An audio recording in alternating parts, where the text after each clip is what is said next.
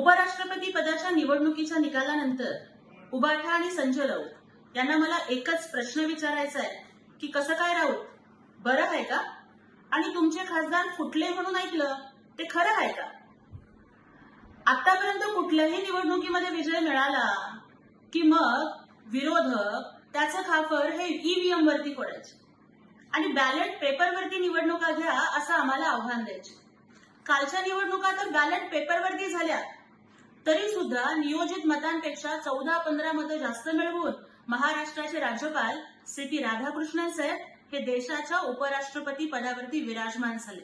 हा लोकशाहीचा विजय आहे आणि या संपूर्ण प्रक्रियेमध्ये उमेदवार प्रतिनिधी आणि प्रक्रिया प्रमुख म्हणून माननीय खासदार डॉक्टर श्रीकांत शिंदे साहेब यांनी पार पाडलेली अभ्यासू भूमिका याचा सिंहाचा वाटा आहे. त्यामुळे या लोकशाहीच्या विजयाला शिंदेशाही साथ सुद्धा आहे असं म्हटलं तर त्यात वावगं ठरणार नाही. पण राऊतांची बेताल बडबड आज पुन्हा सुरू झाली. त्यांनी शहाणपणा काढला. अहो राऊत, पण तुम्ही दीड शहाणे आहात त्याचं काय? आणि मराठीत म्हण आहे, अति शहाणा त्याचा बैल रिकामा. आणि तुम्ही तर तुमच्या बेताल बडबडीमुळं पूर्ण पक्ष रिकामा करून टाकला तरी सुद्धा थांबत नाहीत, तर तुमचं काय करायचं?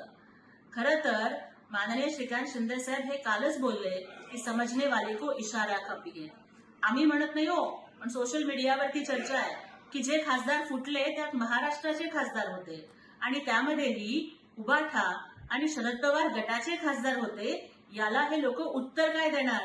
त्यामुळे दुसऱ्याला SIT स्थापन करा असा सल्ला देण्यापेक्षा राऊत, तुम्ही तुमच्या पक्षामध्ये NIT स्थापन करा, निष्ठावंत इन्व्हेस्टिगेशन टीम.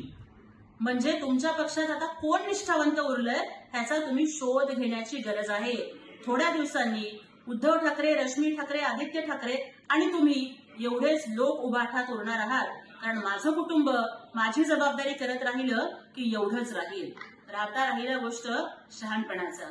तर राऊत, तुम्ही ही जी शानपट्टी करताय ना ती आता बंद करा, अन्यथा महाराष्ट्राची जनता तुम्हाला पानपट्टीवर सुद्धा बसायच्या लायकीची सोडणार नाही.